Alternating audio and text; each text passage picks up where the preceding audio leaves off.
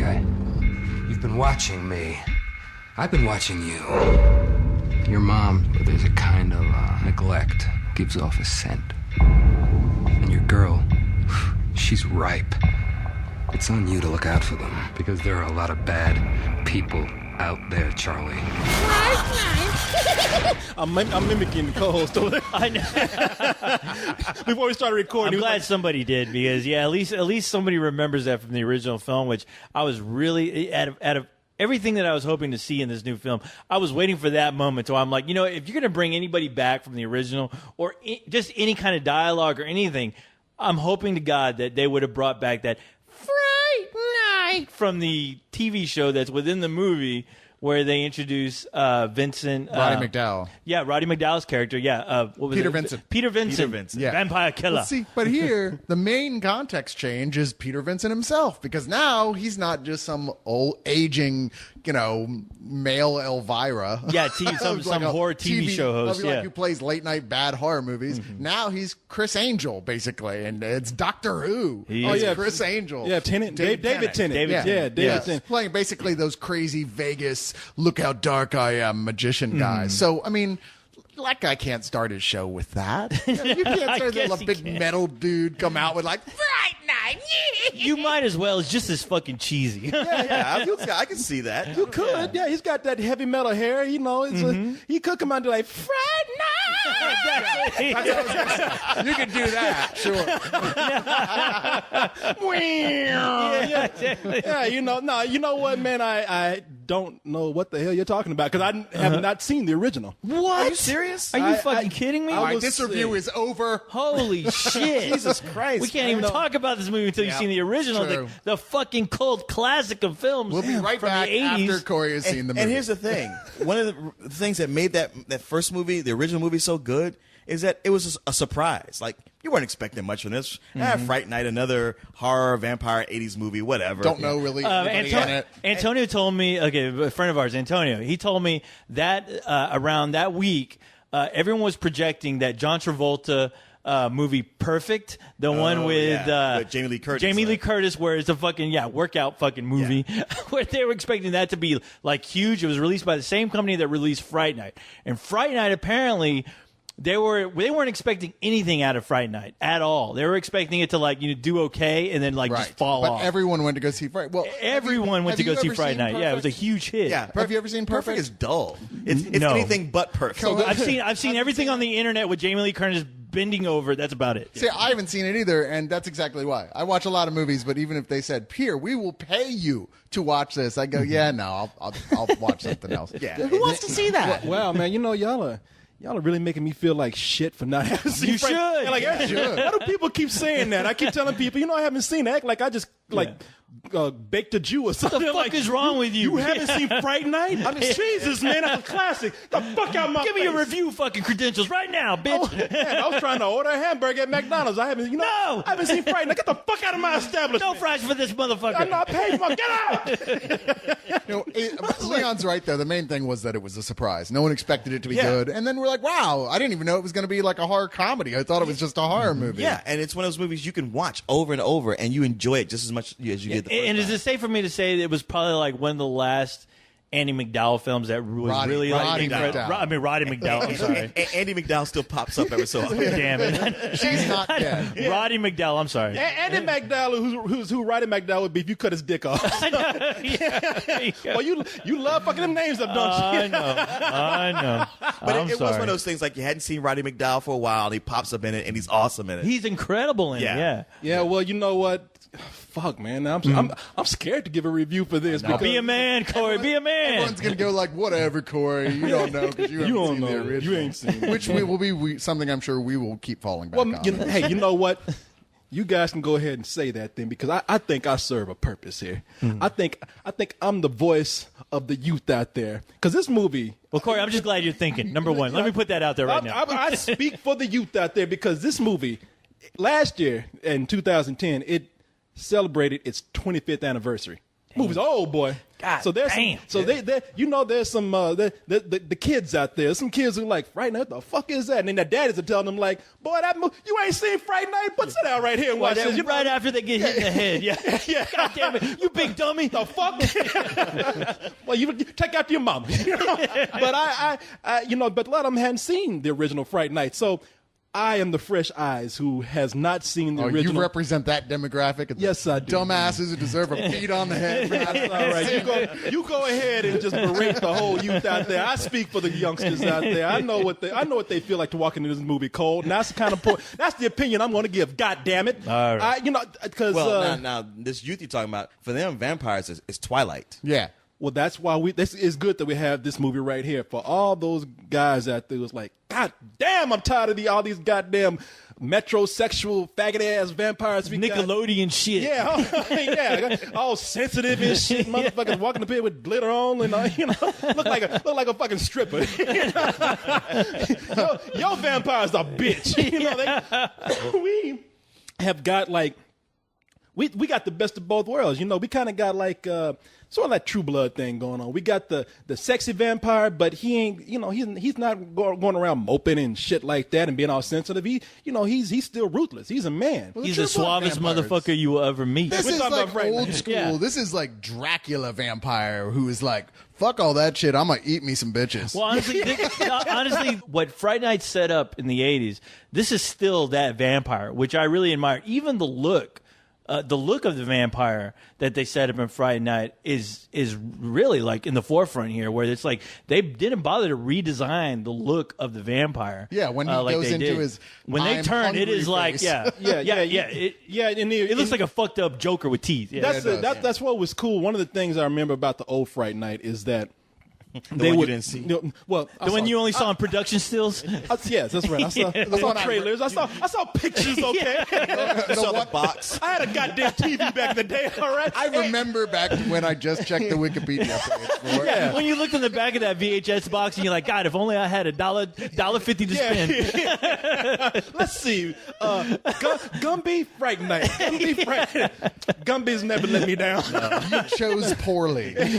No, I actually saw a little bit of Fright Night when it used to come on HBO back in the day. It's one of those movies that I've never seen completely. I've seen it in like segments and probably didn't see all the good parts. And you saying that though, when you first got HBO back in the day, that was like included in the only like 6 movies that HBO ever shows, like they do today. Which I'm shocked that I'm shocked you missed that. Fade to Black. Raging Bull and Fright Night. Yeah, played them all the time. Back then they used to show Fright Night like about not as bad, about 23 hours a day, but so I caught a little bit of it. And what was cool about it is that they did have a nice mixture of bringing in the cool, as we say, the definitive pimp vampire Dracula. He's all smooth and shit. And then they brought in also the newer versions of the more monstrous vampires. They were able to combine it very well like this, because the vampires in Fright Night, after they've seduced whoever it is that they want to bring in and eat or turn into a vampire themselves for their ranks, they get a big old vampire Joker smile on their face. Yeah. Then the shit gets real. Yeah, and then the shit gets big motherfucker turns into like a big mouth shark. It'd be like more like a piranha. Like a practical effects version of the way people looked in that Soundgarden Black Hole Sun video when they make their faces get unnaturally huge smiles, except filled with motherfucking teeth. Yeah, with fangs. Yeah, man. What the hell is that shit? And I guess this movie, from what I understand, because I heard people talking about like the first 40 minutes of this, how it was 30 or 40 minutes, how it was true to the original. The original came out 85? Not in a good way. I want to say, yeah. Well, okay, because me have not seen this. No, I just thought it was true to the point of being banal. Anton Yelchin is Charlie Brewster in this movie. Yeah, he's a teenager. He's Brewster, you're so cool. You're so cool, Brewster. Now I remember that from the original. But he's a teenager. He's got some cool, kind of douchey asshole friends. But those are the guys you want to hang out with if you want to get the hot chicks, and that's just what he does. He got himself a fine ass girl. He's managed to ditch that little nerdy friend of his who was always making him do stupid things. He's moving up in the world, but when his friend, and who's his friend played by? Christopher Mintz-Plasse. I don't know if I'm pronouncing his name correctly. Yeah, Mac, you just call him Mac. He's forever McLovin. He will forever be McLovin. Yeah, just like Napoleon Dynamite. That's like trying to give him. Yeah, I was about to say. It's like trying to remember Napoleon Dynamite. Who gives a shit? Yeah, not only Napoleon. his last name, Mintz-Plasse, is crazy, but the kid's McLovin. Might as well just change his name. But anyway, he plays Ed in the movie, and even though Brewster has managed to get rid of Ed and shake him, Ed comes out of the blue and says, "Hey, man, have you noticed how many people are missing in school?" And Bruce is like, "Hey, man, this kid's missing all the time. This fucking school, they play." Bruce is like, "Sorry, I'm too busy fucking. Yeah. I don't have time to worry about Look, man, that." I know you miss me, all right, but this shit that you trying to be a detective, this shit ain't gonna work. He's like, "Look, I'm telling you, man, something's wrong. You need to help me out. We got a vampire living in the neighborhood." And he's like, "God damn, man." Worst cock block ever. Yeah. Come on, man. You got to get some friends. And look at this pussy over here, and I got to worry about vampires and shit. Oh, I'm sorry. And Ed actually humors him a little bit. He's like, who's a vampire? He's like, "Man, that guy just moved next door to you." He's like, "That pimp, that cool player named Jerry who keeps to himself." Yeah, Jerry the vampire. Jerry the vampire. He's like, "Come on, man."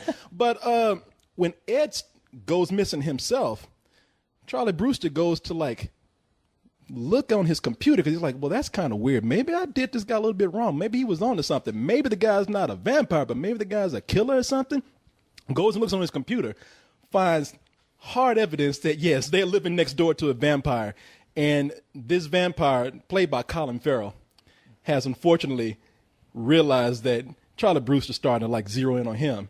And his cool way, he's starting to come over and "Hey, sport, let me borrow a beer. Oh, and by the way, watch your family before I eat them." And so it's up to Charlie Brewster to try to not only save his mom, his girlfriend, but possibly save this whole town out in the middle of the desert in Nevada. And that's the cool thing about this movie, where if you're familiar with the original, where you're kind of expecting, you're like, all right, yeah, I know how this goes. I've read the outline of this movie. I've seen it. I've lived it. The cool thing about this movie is it really says, fuck your outline. and it really takes you in directions where you're like, all right, this is familiar. All right, I kind of see where this is going. And then it says, you know what, fuck you. We're going to get into this now. We don't have time to waste. We don't have your time to waste. And that's what I really liked about the film. Even though there are some bumps on the road there, it was still so entertaining and enjoyable to watch, where I'm like, I like the fact, number one, that they immediately let you know that this is still in a suburb, which I loved about films from the 80s, where you really don't get that sense anymore, where a lot of things seems like it's easily accessible to where police can show up. You almost feel some sense of isolation, which I think really works for this film. Well, you know what you're saying? Mm-hmm. Also, let me tell you what you're saying. Tell me what I'm saying. I just realized how asshole-ish that's that. Hey, let me tell you what you're thinking right now. Yeah, you know what? Translate. Yeah, I agree with you, because I've always thought, ever since the days, what Spielberg managed to do, he brought fantasy and horror into the real world, and mostly did it by bringing it into the suburbs. Thanks to Poltergeist. Yeah, Poltergeist, E.T. Because everybody was living in the suburbs. Well, then, if it can happen in the suburbs, then it can happen. If you can make me believe that shit, then it's real. You're driving down your front parking lot in your green machine and driving around your little cul-de-sac and looking around. You're like, Jesus Christ, any one of these houses could have an alien in it, could have some sort of demon vampire. Or something, a vampire. A black person, Well, let's not get ridiculous. Let's not get racist, Corey. In the 80s. There weren't a lot of black Let's not get too fantastic. That's just talking crazy. It's like Leonard Nimoy's In Search of. We're not talking Twilight. Negroes next door. We're not talking Twilight Zone shit here. Damn, I'd rather have Bigfoot move over here. I agree with you. Well, go ahead, man. You haven't said anything yet, but you thought about this. Did you? Oh, you didn't see it. Yeah, I was going to go see it tomorrow, but you wouldn't let me. Oh, damn. Oh, that's not true. And by the way, it's Wednesday. That's a whole extra 48 hours, man. Come on. That's Too just late, long. Luthor. That's too late. Couldn't wait. You know what? I had a real problem with the first 40 minutes or so of this, because I thought, maybe if I hadn't seen the original, it wouldn't have bothered me, but I've seen the original so many times, and it's just note for note the original, except I didn't like the actors playing the roles as much. I thought Anton Yelchin was just kind of mildly irritating at first. Is he still look like a 35-year-old high school student? Well, yeah, exactly. Yeah. And what's the name of the original guy? William Ragsdale. Yeah, right. William Ragsdale. Yeah. Right. He had that. I don't know that he was slightly nerdy himself, because he was really into Peter Vince. He was really into the horror stuff. And I like the fact that in the original, the evil Ed, as they called him in there, was such a distinctive personality, and he was a big part of the movie. Right. Here, Christopher Mintz-Plasse is barely in this as a human at all. I mean, he's like just in and out. And He's you're like, reading off the teleprompter. Well, you didn't really get to know that guy or even have any feelings about him one way or the other. It's not for me at all that anything starts moving in this film until you get to meet this movie's version of Peter Vincent. When they go to Vegas to meet this Chris Angel guy because Christopher Mintz-Plasse's character, Ed, thought that, he has websites up about this guy who says, I know all about how to fight vampires. And so Charlie goes there to talk to him saying, hey, I need your help. And about there is when things finally start moving. Sorry. I guess I don't want to be a man like me either.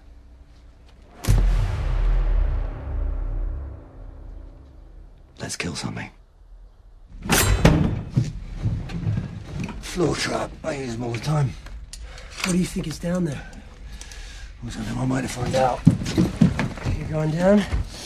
See that? Like a great date. You get me drunk, I'll try anything. About 10 minutes later, when everybody knows he's a vampire and he knows everybody knows he's a vampire, shit, it's just on. Well, you see, it's interesting because I'm a huge fan of the original too, but I will say that the Yeltsin guy, I'll never fucking remember that. Chekhov. Yeah, it's called Chekhov. Yeah, Anton de Yelkin. Yeah, that guy. That guy. I honestly liked him only because, like, with Charlie in the original, he had a girlfriend. Where I was like, this is a fucking nerdy motherfucker, and he has a girlfriend. Really? That was the kind of part in that movie where I really had to like buy into. Well, like, he was a good-looking kid. He was. And his girlfriend, she was a little, she was pretty, but she was kind of mousy. She was in her kind of personality. nerdy or something. But Yeah. at the same time, I like the fact that with this new version, they made sense where he's like, he has a beautiful girlfriend, and he kind of has to play the role. He kind of has to abandon his nerdy friends, which I really like that aspect of the story, only because I knew that there was some meat there. What are you saying, co-host? Is this why you haven't returned any of my Yes, emails lately? that is exactly why. Where you still feel some sense of guilt, even though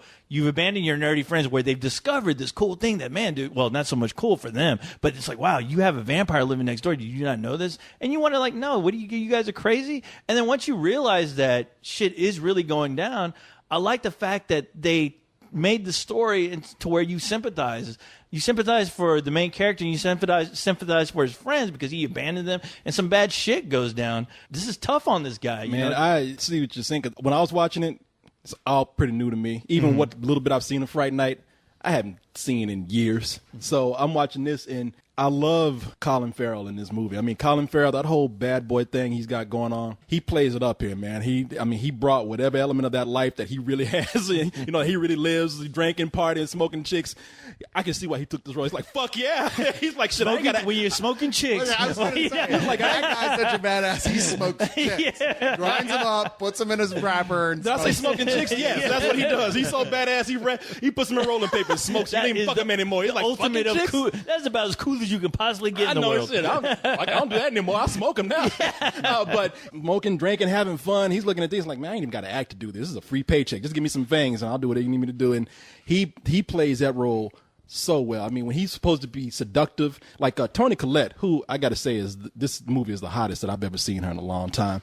And she's a mom here. When he's like trying to seduce her, so he can work his way into her home and everything, I was like, yeah, I'm taking my fucking pants off right now. I believe this. He's taking it on with a lot of relish. I mean, he's having fun with it the way you should. And I liked him in this a lot too. Do you remember the name of the original actor who played that Chris role? Sarandon. Yeah. Chris Sarandon. And that was like probably the best role he ever had. Who has a brief cameo here as well. Oh, does he thankfully. really? I was like, aren't they going to cameo anyone? And he's the guy. It's actually a cool cameo. It is a cool cameo. But it felt like that's the part they got the most right as far as a direct, representation of what the original was, because they're both just eating it up. Well, here's the other thing, man, about Colin Farrell. He's not just seductive either. I mean, there's a little bit of dangerous mischief that he does too. Like for most of the film, he's one step of everybody. You get the feeling like he doesn't just like to come in and just take over. He likes to toy with everybody too. He's playing with his food. Yeah, pretty much. Yeah, he's playing with his prey, and he's like, and there's certain scenes in this movie I don't want to ruin, but you think that people are getting away with something,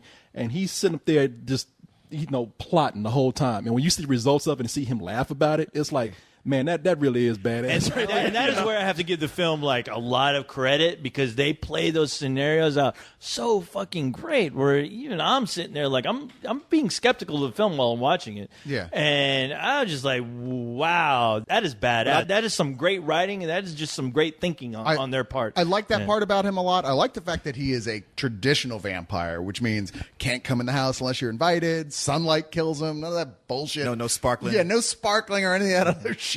He is a strictly by the rules. The only thing he doesn't do is transform to like fog and rats, which I think they even had in the first movie. The guy did. I think he turned into fog at one point. That is true, man. This is a return to the more traditional. But it's a traditional vampire, which we haven't seen in a while in a big film. The other thing I like. Does he say bleh? Because if he doesn't say bleh, he doesn't say bleh. I'm sorry. That's more of a traditional cartoon vampire. But when he sees McLovin, he goes bleh. There's a sequence here that feels like it's almost like there for Buffy the Vampire Slayer fans because David Tennant's character Peter Vincent has this like collection of artifacts of like crazy vampire killing artifacts, and you're like, wow, this is totally like the prop room from that show. There's this little sequence where they're just grabbing shit and throwing them. It was ridiculous. It was like the Bruce Wayne room of like 1989 or something. And, and that's the. I figured like a lot of this was being kind of true to the original, maybe to some people to a fault. But what they did do in this movie that I know they couldn't do in the original is that they have this amazing scene for me where they are driving away from Jerry the Vampire, and they have a set piece in this movie where it's one shot, and it's, if anybody has seen War of the Worlds where Spielberg does this, it's one shot and the camera goes around the car while everybody's talking, and it's the part where Tom Cruise is trying to get away from the aliens. They do something similar here. They're driving away. Jerry comes driving up in a car behind him. It's a cool car chase, and they go around the car in like one shot where Jerry's coming up behind them. He's coming up on the side, and the movie, it's in 3D. That is where the 3D really works. When that car comes up to ram them from behind, glass feels like it's flying in your face. When the car goes around the side and you see Jerry like bumping into him, that's amazing too. And then there's scenes where Jerry's under the car, he's on top of the car, and it's like, this is amazing that they're able to do an action set piece like this all set in one small vehicle. And that's why that movie works as far as I didn't know if they like converted the film to 3D or what, or if it was initially planned to be 3D. No, it was planned, I didn't know until I saw that scene where I was like, wow, you talk about a good use, even an almost Hitchcockian scene in a way to where it really like gears up the tension. And that's what I think what worked about the original Fright Night that they also use here is that there's parts where Charlie is looking out his window. That's the only way he can see what is going on. Right. And it's almost like he's in some way he's helpless. Like he does what he can, but you still feel like, man, you're still screwed. The guy who you're looking at, and that's what and that's exactly what I'm bringing up. Yeah, the rear window for you younger kids out there, Disturbia, that that aspect and by the of way, the you film. suck for that. Yeah, that aspect of the film, which really works. It's like because what I loved about that original and this one is that you can put yourself in this movie. You're like, well, what would I do in that situation? When you're like, I got a fucking guy who's killing people. Not only is he killing people, but he's a fucking vampire, and I can see him right across the fucking street from my room, and no one will. And he's believe looking you. at me, and he knows that I'm here, and he knows that I'm looking at him. I like that they got across more so here than even in the first one. His knowing that no one is going to believe him because he wouldn't believe himself. We see him earlier going, "Fuck you, Ed. Fuck you. This is bullshit." And they're like, "Oh shit, it's real." Crap. Boy, don't I look like an idiot? I'm stupid. It's I'm like on my face. I feel like when Corey started this review and had to admit he had never seen the original. I told you, but the youth will connect with me. But you know what, man? Youth gives me strength. Exactly. I soak up the essence. I am a way of vampire. Still, the movie does have some major drawbacks, man. I mean, the character of Ed, I got to agree with you that they brought that character in, and one of the things I do remember from the first one is that was a stronger character. He was a standout in the film. And here, he's completely forgettable. He's a sympathetic character, and they just kind of throw him away. They use this guy just pretty much as comedy. That's it. Comedy for like one action mechanic. The way they introduce him, as far as like revealing the friendship that he had with Charlie.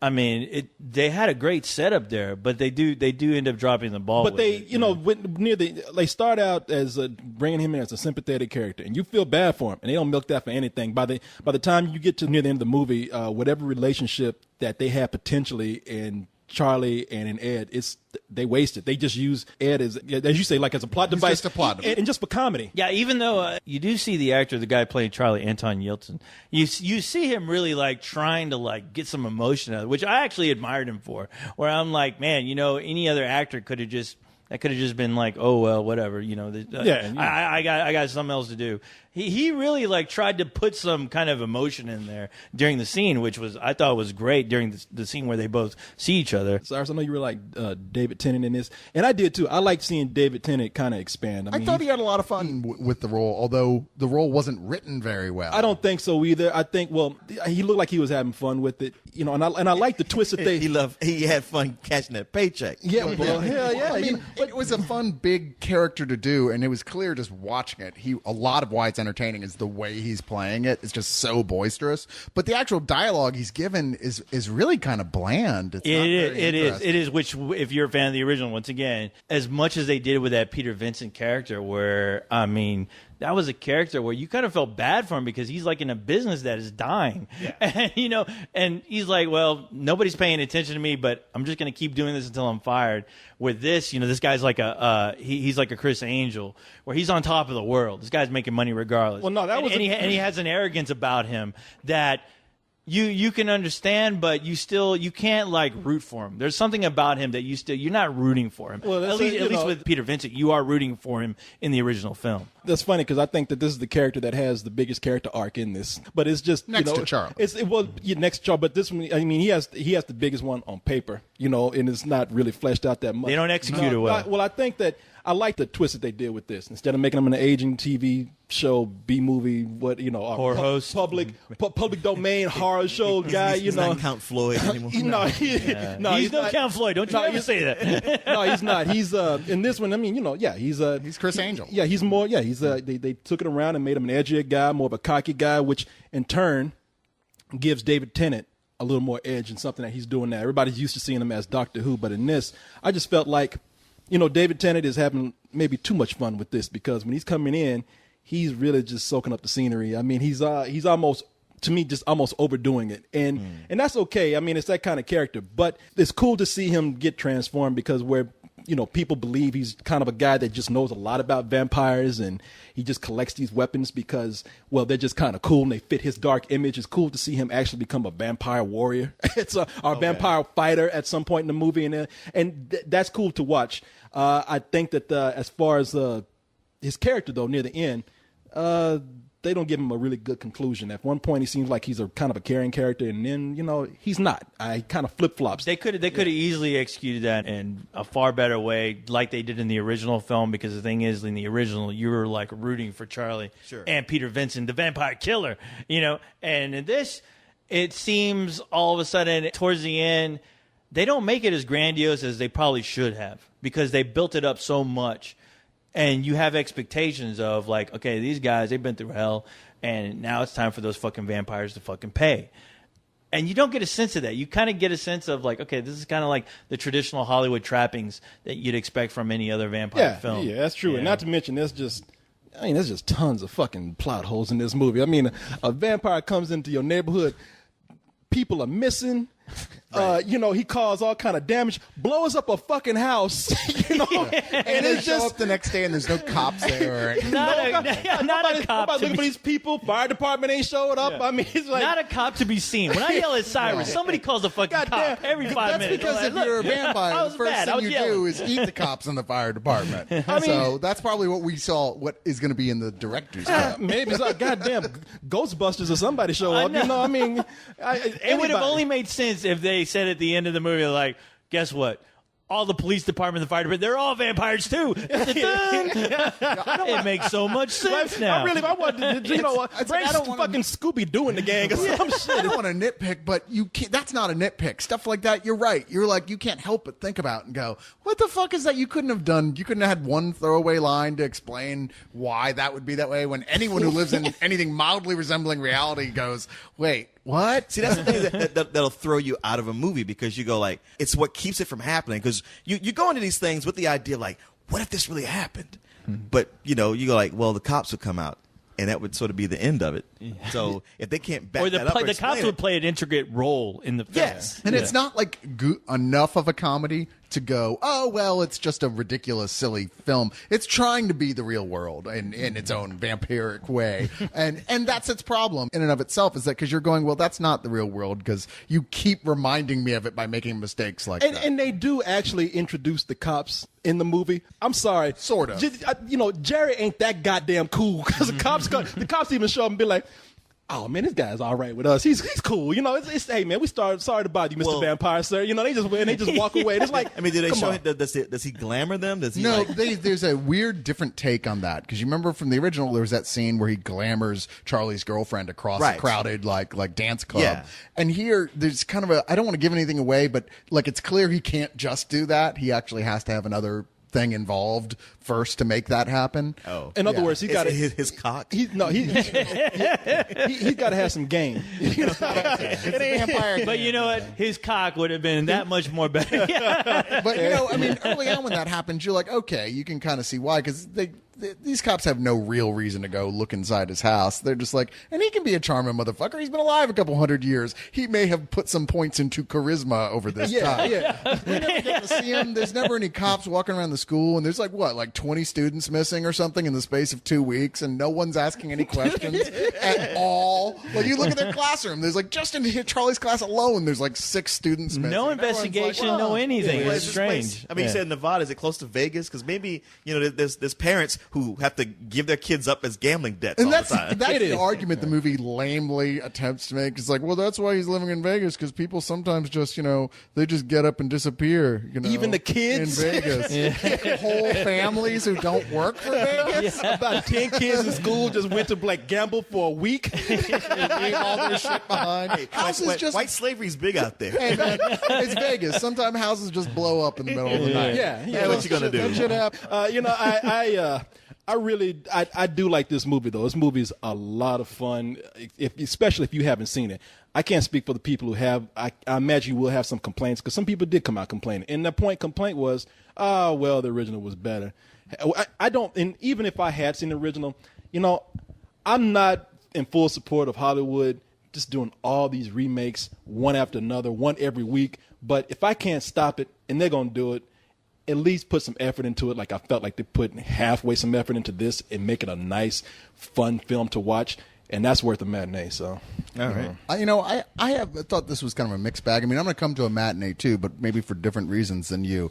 I thought the dialogue was on the whole pretty weak all the way across the board. The difference being from the second half and the first half is just dialogue and plot. There's not much else happening. The second half is all action, and whoever was in charge of that shit knew what the fuck they were doing, because that once it starts rolling and it's a chase, which is the whole second half of the movie, wow, it's just one thing after another. It's got really cool inventive effect sequences. I mean, it's pretty exciting. But like I said, by the time it took so long to get there, I was about ready to give up altogether. Damn, I hate that like, feeling. oh man. But it did, like I said, it did totally win me back. So I'm going to end up giving it a matinee. Well, I have to agree with both of you guys on everything you said. It's a solid matinee. As far as original and this one stands, I do like that they really just said, all right, screw off. Where I thought the first 30 minutes, they really got you in there. They didn't waste any time. There was no subtlety to this, but they did it in a good way to where you can believe it. The fact that even if it had a weak script, I appreciate the actors that they got on board for this, where they really sold it. They made that weak dialogue better. The only complaint I will really have about it was kind of what they did with the Peter Vincent character. I was expecting that to be a more a fun role. That was the one guy I was looking forward to in this film, and what they did was just okay. Any other complaint? I would say a little too much on the CG graphics as far as this film, because if you look at that original, I always think it's an underappreciated film as far as the special effects involved, because those were practical and they work so well. The transformation of Evil Ed in that original is still blows me away. Just that scene in general is just a great scene. I wish they had more of that in this film, which probably would have not made it look so cartoonish sometimes. But other than that, solid, fun film just to take your fucking girlfriend out to see, just she ain't got nothing to bitch about. Speaking of girlfriend, Anton Yelchin's, Yelchin, whatever, his girlfriend in this movie, fine as hell. She's gorgeous. That happens No. with him in every movie he's in. Who's the girl this time? It's a girl named. Now, here's the funny This thing. is Her the name- worst last name ever. Imogene Poots. I'm pooched on you. That's unfortunate. You're bad enough you got to get past Imogene. Right. But Poots? I know. I'm Come like on, thinking. that's just cruel. She must be really proud of that family name because Hey. I'm like stripper. Yeah, stripper with that fucking name would change it. She's been guilt tripped into Emily that name. Crystal or You know she something. tried to like change that name and went Yeah. back home and her father's like, "Girl, you're a poot. Be proud to be a poot." You know, she had no choice. Poots won't stand for this. She has no choice but to actually be beautiful. I bet you she works her ass off to be that good looking because with a name like that, you gotta balance it Oh out no! with Not only something. that, but she makes sure she doesn't eat any gassy foods. the one time she farts, everybody's gonna laugh, and Oh that'll be my the god! end. I'm sure she has some money invested in Beano. No, I know everybody just looking at her at the lunch table, just eating. She's like sweating, trying to hold that shit. yeah. You don't have to poots, do you? Or she can't I be hate around you. somebody else who does it, who'll blame it on her. It wasn't me. Oh come on! Your name is Pooch. You know. Yeah, come on, Pootsy. Stop it. No, you know what, man? And like I said, I really enjoy Colin Farrell in this. I'm so glad that we are getting back. God damn! How long y'all gonna suck his dick? Man, Yeah. when you would have seen him in this movie, Looking you at would her- have sucked his dick too. Right I don't know there. about that. Vampire dick sucker right there. Right there. I'm a little excited. He's no Thor. I know, you're right. That's why Anton Yelchin was trying to stop him because Anton was like, "I'm not going to end up sucking this guy's dick. Right? He's got to be destroyed." He's gonna I'm about seduce me and Pootsy over here. Yeah, shit, it's bringing me back. I'm about to try to be that vampire neighbor now. Gonna go outside in a fucking cape and a speedo. He has your dress sensibility. I know. Black shirt I and know. jeans. I'm like, Every damn. time I take out the trash, I'm just bent over, pulling my cape back. She's thinking like, ladies. You smell that? It's your fear.